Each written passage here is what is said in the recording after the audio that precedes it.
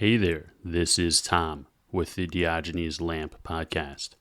I appreciate you listening in, and most importantly, I hope you enjoy what you hear. Before we start with today's episode, I'm going to ask you for a small favor. Believe it or not, history podcasts, especially in their early stages, tend not to be cash cows. Shocker, I know. I too was blindsided by this news. Now, I didn't go into this for the money, I think that much is obvious. But unfortunately, books, research materials, and equipment aren't free.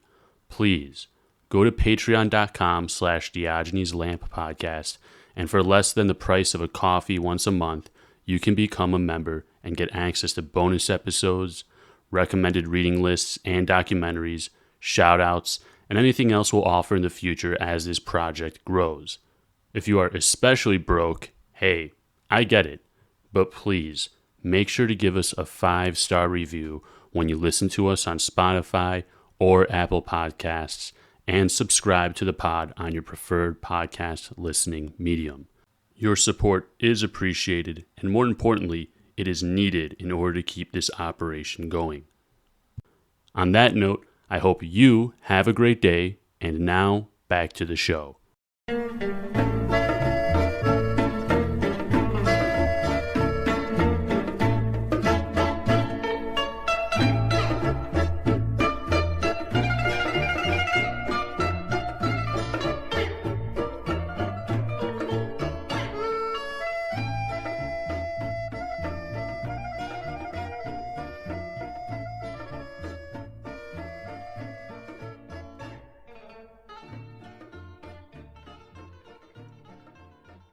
In Croatia, the Ustaše not only killed Serbs, but also took the time to hack off the breasts of women and castrate the men. In Drama, in northeastern Greece, Bulgarian soldiers played football with the heads of their Greek victims. In Chelmon concentration camp, German guards would kill babies who survived the gas vans by splitting their heads against trees. In Königsberg, Soviet soldiers tied the legs of German women to 2 different cars and then drove off in different directions, literally tearing the women in half. And that is from Keith Lowe's Savage Continent. Hey everyone, welcome back to the Diogenes Lamp podcast. Here we're running the Greek Civil War segment. Sorry, I should have given maybe a bit of a disclaimer, a heads up of what was going to be said there. I know it's pretty vivid and terrible, but it's just some of the stuff that we're going to see as we continue on through our historical segment we're running here on the Greek Civil War. I sent that to a friend, and by the way, that's from, again, Keith Lowe's book, Savage Continent, and it just kind of talks about Europe and the wars in Europe that are often overlooked and the brutality of them. We see Western Europe and even much of Eastern Europe now, for the most part, peaceful. Unfortunately, the conflict in Ukraine, maybe some conflict in former Yugoslavia could be the exception, but for the most part, pretty peaceful. And we take for granted that this was a continent that had hundreds of years of war and whatnot. So, yeah. I had sent that. And the reason I read that is because I want to touch on this little bit of insight or reflection, let's say. I sent that to a friend who's not really privy to history and stuff, and he was like totally flabbergasted. He was like, wow, that's all really sickening. I can't understand how you can reach that point mentally to do that to people, right? And at the end of the day, I explained to him that, you can, if you fully and thoroughly dehumanize people, then it's not that hard for people to carry through on those kinds of things.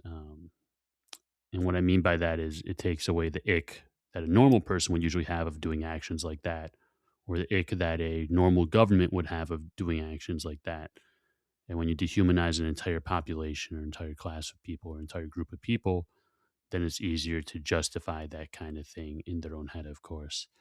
That's why I think we should always be vigilant to the dehumanization of people, of ethnic groups, of religious groups, of whatever groups of people, because when we go down that path, it tends to lead to atrocities and genocides and that kind of thing. So, Just my 2 cents on things with no connection to current events going on throughout the world. Let's move on. Sorry about that. Something else I want to talk about really quick. I just finished this book. It's like a little book called Confessions of a Macedonian Bandit, a Californian in the Balkans. It's about this American journalist, and he embeds himself in the IMRO. The read's not especially anything great.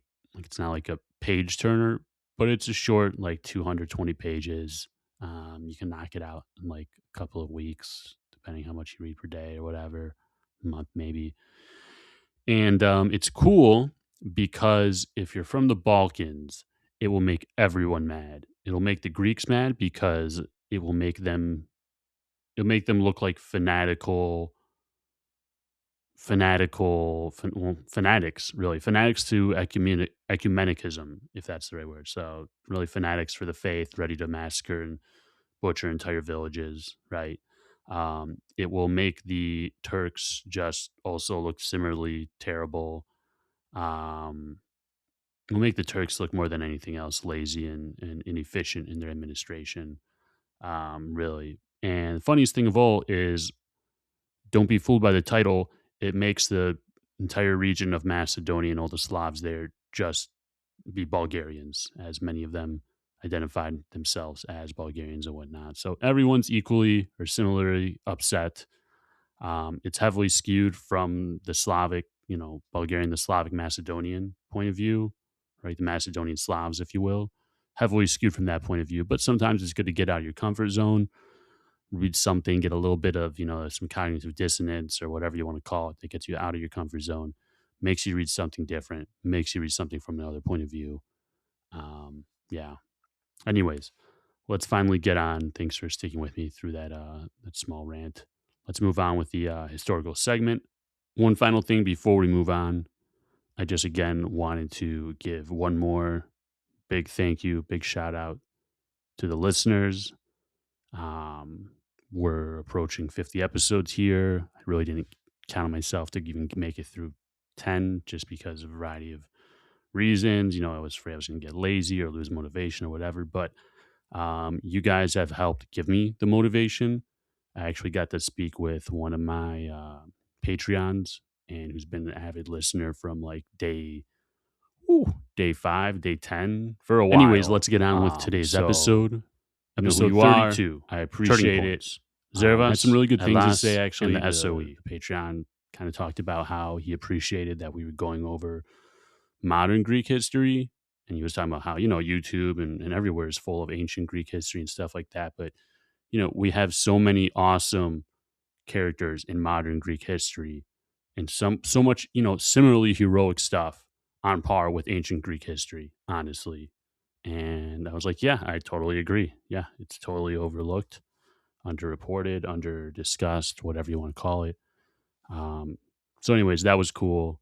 Big shout out to my other Patreons, Rung Ta Wu, Darth Mater, Expat Frank, and Megas Yorgos. So, again, thanks for your financial support. It really does make a big difference. No bullshit. Makes a huge difference. I'm not just blowing smoke up your ass. So, appreciate it a lot, guys. Also, if you're listening to this, just shoot me a message if you have any suggestions, questions, you want to talk about anything you heard, anything, anything you want to talk about, just shoot me a message. I'm always open to new ideas, stuff like that. If you want to do some activities, I'll do my best, like a book club or something like that. In the future, ideally, I'm going to get a Discord going, but things are kind of busy. But you get the point. I'm all ears, and I love hearing from listeners. So thanks a lot, guys. So let's move on with today's episode. Episode 32, Turning Points. Zervas, ELAS, and the SOE. Where we left off last, the SOE, specifically Woodhouse, had some success in making contact with the Arms Central Committee in Athens, and the resistance movement, or the AHndartes as we'll call it, continued to grow in both numbers and audacity. So let's keep moving on in our timeline, which leaves us at the end of 1942 and early 1940. For starters, let's take a look at the quisling leadership of the Hellenic state. which, as we know, is the name given to the kneecapped, partially annexed, and literally starving Greek state that was afforded to Greece by the very gracious Nazis. It was a similar setup to how France was ruled by the Axis powers as well. Many episodes ago, we had a General Tsolakoglu who took over as prime minister of the Hellenic state. But by the end of 1942, Tsolakoglu had started to lose favor with his Axis overseers. That summer, he decided to take a tour of northern Greece, most notably Macedonia, which by that point was packed with tens of thousands of Greek refugees who had fled the Bulgarian zone of occupation, which, keep in mind, was and still is, by many historians, the most brutal of the three occupying power zones. We talked about at the start of this episode that one quote about Bulgarians playing soccer with Greek heads. Another account of the Bulgarian occupation zone in Xanthi tells of Bulgarians putting sand and glass in rationed bread.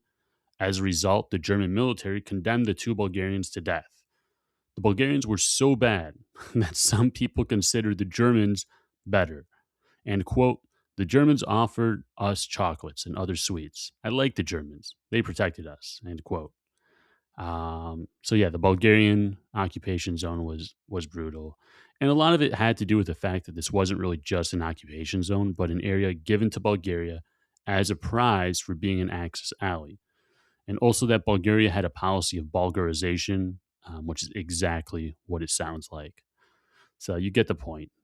Plus, that region is very blood soaked, and Greece and Bulgaria have been going back and forth at it for Macedonia for a long time, right? Think of the brutality of conflicts like the Macedonian struggle or Balkan Wars or et cetera, et cetera, et cetera, right? So, yeah. Anyways, when Solakoglu was in Western Macedonia, he gave a speech to the refugees telling them, quote, Hitler abhors the idea of servitude. He will not allow us to lose any territory. Have here, you refugees from East Macedonia and Thrace. You will soon return. Long live Greece. End quote. By December of 1942, Tsolakoglu was given the boot, and Konstantinos Logothetopoulos, who was a professor at the Athens Medical School, took over as the new Quisling leader of the Hellenic state, stating that he was, and quote, forced by the indifference of others to guide this helpless country, end quote. To be fair, Logothetopoulos was the second in command when Tsolakoglu resigned, and he came into office stating immediately that he would only be the premier temporarily. But for now, he would suffice for the new Reich Special Plenipotentiary, Neubacher, who was nominated in October of 1942. What about what was happening outside of Greece? It's a big world out there after all, right? So by the end of 1942, things, as you know, a lot of people may know that are big into World War II, things had changed dramatically for the Axis powers, especially in North Africa and in Russia. The Second Battle of El Alamein took place and ended in a decisive Allied victory by mid-November of that year, and Operation Torch took place that same month, where over 100,000 Allied forces landed in Morocco and Algeria. So two fronts now in North Africa for the Axis powers. Not a great position to be in, obviously. In Russia, things were about to go terrible for the Axis forces. The famous Battle of Stalingrad had gotten started in July of 1942, but by November of that year, Hitler's beloved Sixth Army had been surrounded. As we'll see, they would all be captured or destroyed by February of 1943. This is a huge defeat for the Axis. But for our story, the developments in North Africa would be the most pressing. After all, it's just a hop and a skip away from Crete and the rest of Greece, right? This was such a big deal, these changes and the prospect that liberation could come sooner than later, that black marketeers, those greedy POSs that profited from the starvation and misery of their fellow countrymen, started significantly lowering their prices, dumping their inventories, so much so that inflation slowed down and the drachma actually rose in value against the gold, which, as we know, is wild because the drachma had taken a beating for a while. As we get into 1943, we start to catch back up with where we were in our last episode. In mid-January, Operation Midas 6I4 ended in failure, with the operation going kaput, Colonel Tsiganis included, unfortunately. And Woodhouse was doing his SOE liaison thing, trying to get in touch with AHndartes groups like the six colonels and AM Central Committee members Yorgos Siantos and Andreas Zimas. By the end of February, thanks in big part to evasion assistance by Zimas, Woodhouse was able to make it out of Athens and link back up with Myers in the mountains. In the mountains, the news coming out of Africa and Russia would also add some urgency to the thinking of the resistance groups, most notably ELAS, who by now, in March of 1943, started to think about not just the now, as in now, right, but the future. And what I mean by that is, given the current events we mentioned earlier, it was now a matter not of if, but when the Germans would leave. An even more important follow up question to that is, of course, who's going to come out on top? The Venizelos, the communists, the monarchists, the British, et cetera, right? This was on everyone's mind. So, all of that is the international and the political situation that we find ourselves in. Now that we covered that, let's touch base and see how ELAS is doing, which is not terrible. As we talked about in earlier episodes, recruitment to the Antarctico really took off after the Gorgopotamos bridge operation, Operation Harling as it was called.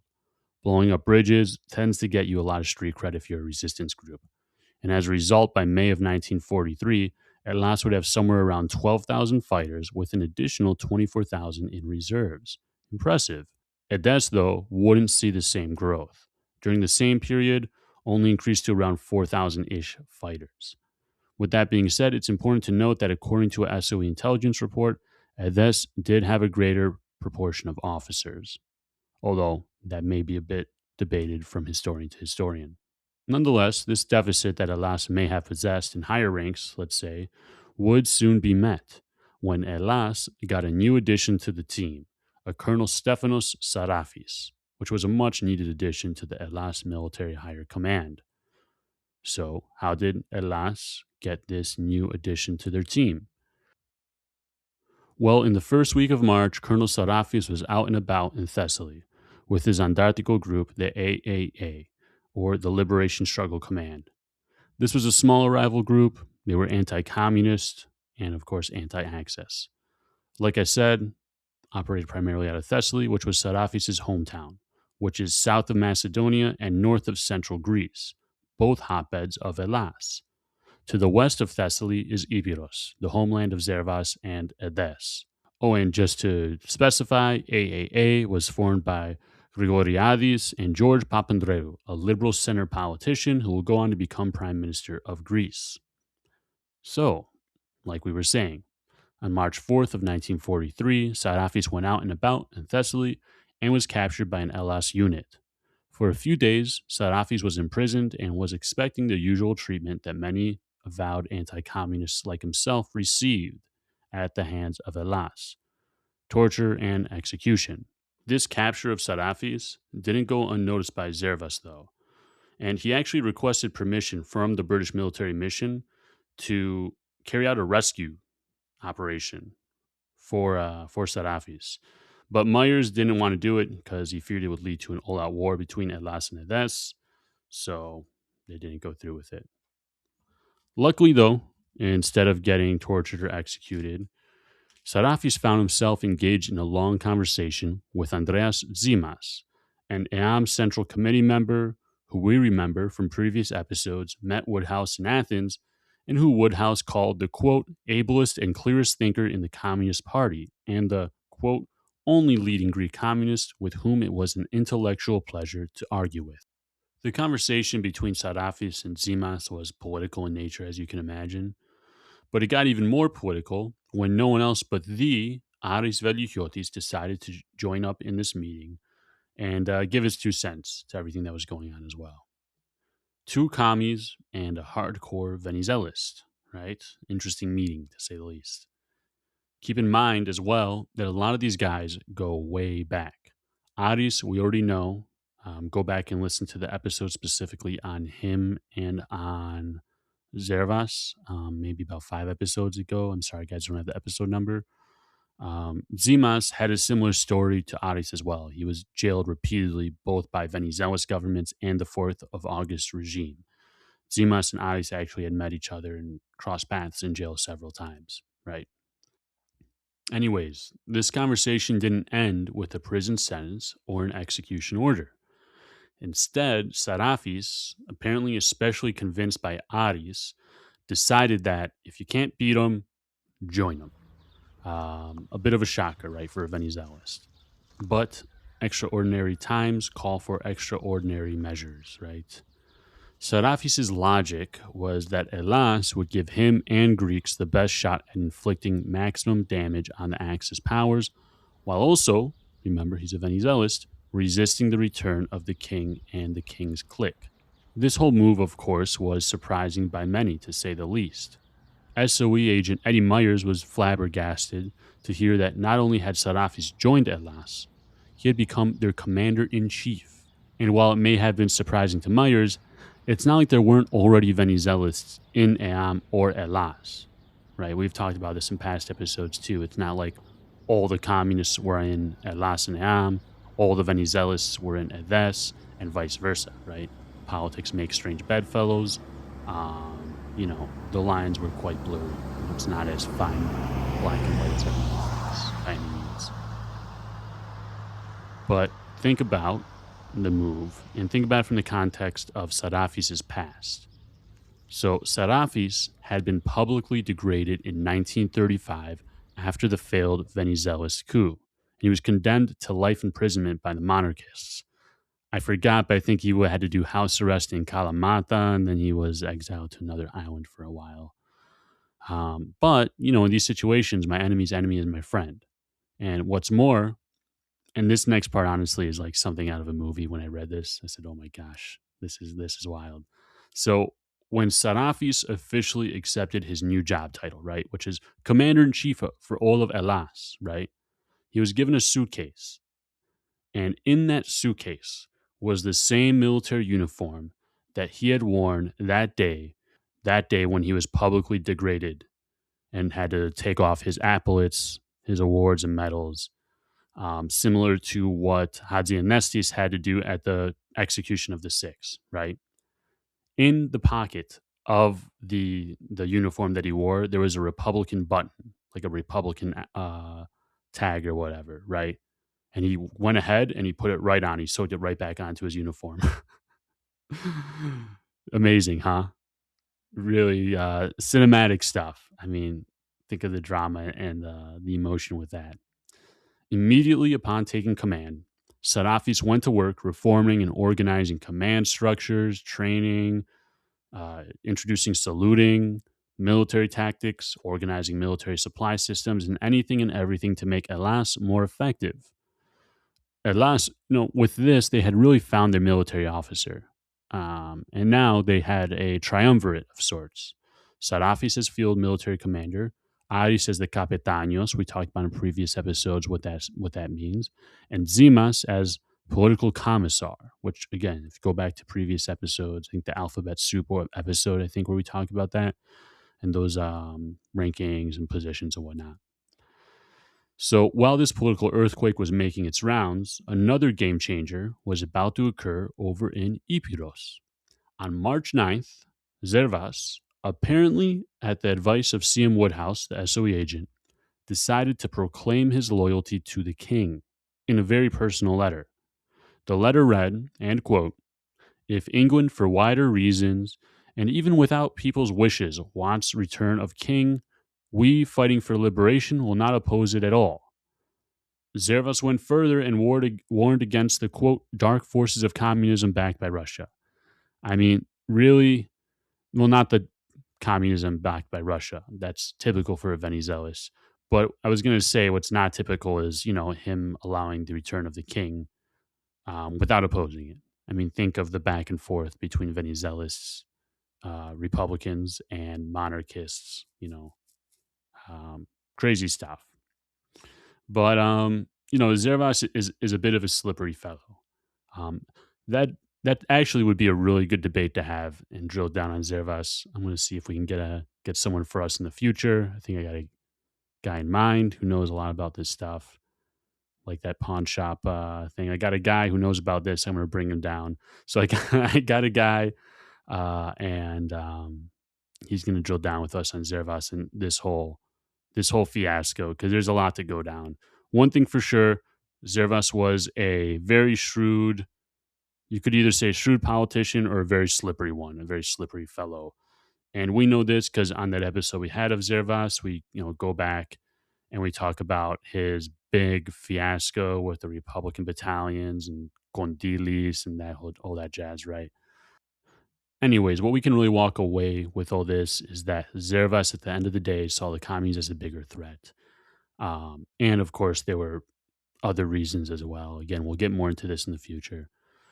A side effect of, or side knock on effect of this flip flop was apparently this also helped ease tensions between the British Foreign Office and the SOE, which apparently made things easier for Woodhouse and Eddie Myers' job for now, right? One last knock on effect of this flip flop, which I think is really important to note, is that Edes no longer represented the Republican or Venizelos cause, right? Which is really important.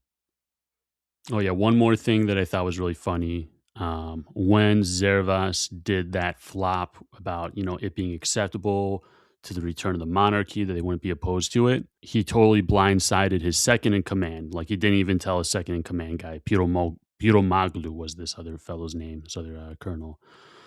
So yeah, I mean, kind of a dick move. Imagine if Zervas was your boss and he did something like that without telling you, right? Goes without saying. Anyways, this, of course, all this stuff, combined with everything else happening on the ground, provided a lot of suddenly moving pieces for the SOE to readjust to. But as we'll see, things will only heat up even more. On March 13th, a more emboldened ELAS sent an ultimatum to Edes, threatening to, quote, drive him, Zervas, and all of his forces into the sea. And as we'll see, ELAS taking out AAA will just be the start of ELAS absorbing, let's call it, other rival groups, right? Like rival regional groups. The same night that Myers and Woodhouse got news of this threat, they decided to not wait and see what the big heads in Cairo would say. And instead, they drew up an agreement of sorts, a document really, which would come to be known as the National Bands Agreement. There were a couple of things to it, but the big things to know for us were that it stipulated that all resistance bands were to be known as national bands. They were all allocated to separate areas. They would cooperate with each other. No band would enter each other's territory, and any Greek could choose which band to join, or which political belief you would want to join. But here's the thing that is also in there. They shouldn't talk about it, like which group they're part of in public. This is meant to like lower tensions, obviously, between the Antarctico, the groups of the Antarctico, so that they can focus on, killing Nazis and that kind of thing. The agreement would have some success in simmering down tensions, but of course they wouldn't last. Also, ELAS wouldn't even formally sign on to it until July. Formally sign on to it, right? As we've seen in our story, this isn't the first time that Woodhouse and Myers, where they just took the initiative on something and really got down to business and whatnot. One last thing I want to touch on today's episode is really the SOE and the state of the SOE, who remember operating out of Cairo. In sum, the state of the SOE in Cairo wasn't great. The Cairo SOE was, in a nutshell, overstretched. By the spring of 1943, they were running 27 missions in the Balkans, 10 of those in Greece. There were all sorts of logistical problems, even as something as simple but important as having enough people to handle wireless signals, which, as a result, caused massive delays in their relayability and stuff like that. Additionally, Cairo itself was a very distracting city. Officers on leave could go to restaurant nightclubs like the Auberge des Pyramides, the famous Shepherd's Hotel, and the Gezira Club, which had its own racetrack and swimming pool. It sounds like a cool place, I will say. Probably would be extremely distracting for me as well. Additionally, there was a Polish countess, Maria Tarnowska, who threw legendary parties which included lots of drugs and orgies.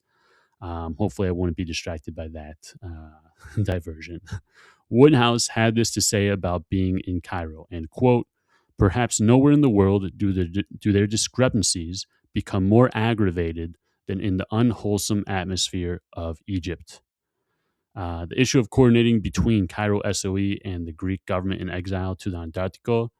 Um, the issue of the issue of coordinating between Cairo SOE with the Greek government in exile to the Antarctico and the SOE on the ground in Greece become even more strained when in the spring of 1943, King George II and his government in exile moved to London, which obviously makes things more difficult given how farther away London is from Greece than Egypt.